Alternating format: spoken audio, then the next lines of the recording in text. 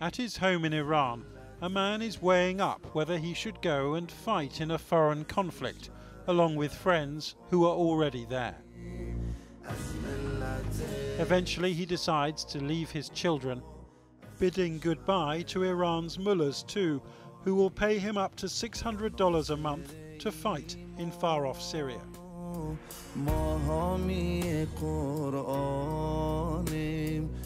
It's a recruitment advert, aired on Iranian state TV last year, but there's no mention of money here.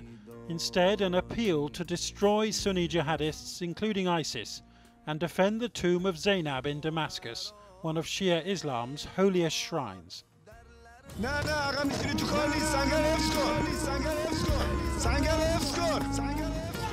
Iran has recruited an army of Shia fighters to prop up President Assad and to extend an arc of Shia influence from Tehran all the way to the Mediterranean, which has Washington and its allies rattled. Iran provides arms, financing, and training, and funnels foreign fighters into Syria.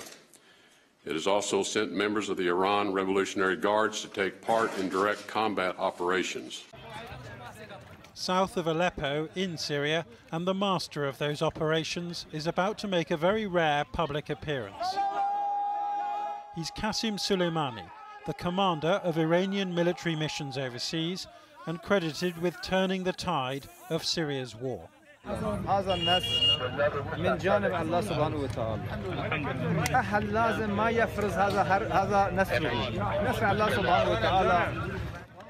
In this adoring crowd are Iraqi, Lebanese and Afghan fighters, as well as Iranians, so he speaks to them in a mixture of Persian and Arabic, though they are all fighting under the banner of Shia Islam.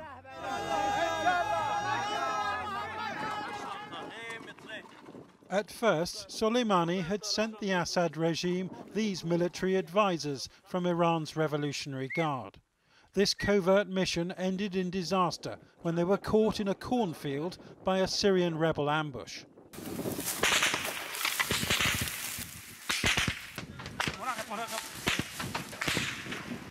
It was too late. All these men were killed.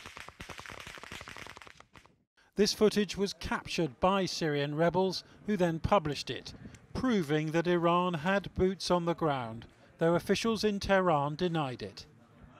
ولی اصلا حضور فیزیکی نداریم. یعنی در لبنان و سوریه الان اصلا ببینید حزب الله لبنان الان یک درخت تنومند دفاعی است. Hezbollah was Iran's first proxy force in Syria. Fellow Shia fighters based in Lebanon but funded and trained by the Iranians, diverted by their leader from their lifelong mission to confront Israel to save President Assad instead. ودهنا 5000 مقاتل في سوريا حيصيروا 10,000 وإذا احتاجت المعركة مع هؤلاء الإرهابيين التكفيريين أن أذهب أنا وكل حزب الله إلى سوريا سنذهب إلى سوريا.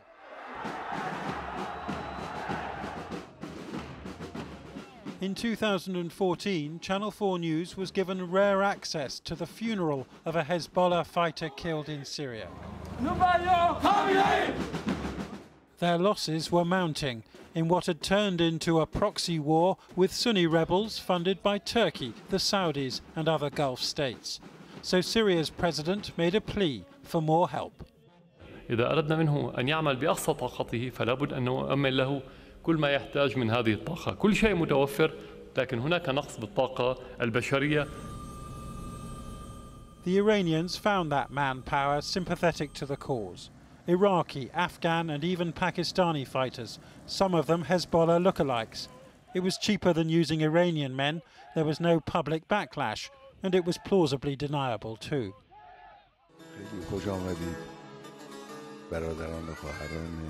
Though by last year, Iran's supreme leader, Ayatollah Khamenei, was openly visiting the families of those who had died fighting in Syria.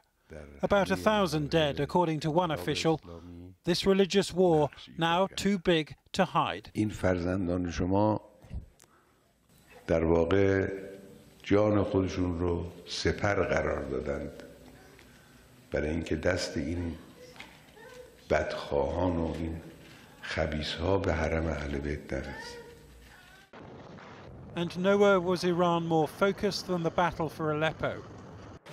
This jeep fighting on that front is Iranian armed and Iranian built.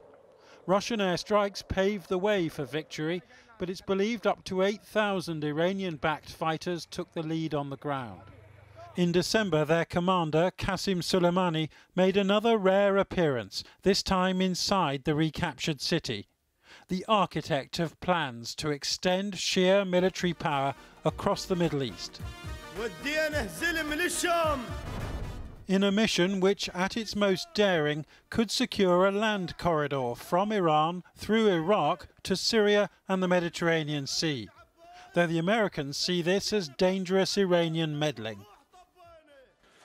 Iran is the world's leading state sponsor of terrorism and is responsible for intensifying multiple conflicts and undermining U.S. interest in countries such as Syria, Yemen, Iraq, and Lebanon, and continuing to support attacks against Israel.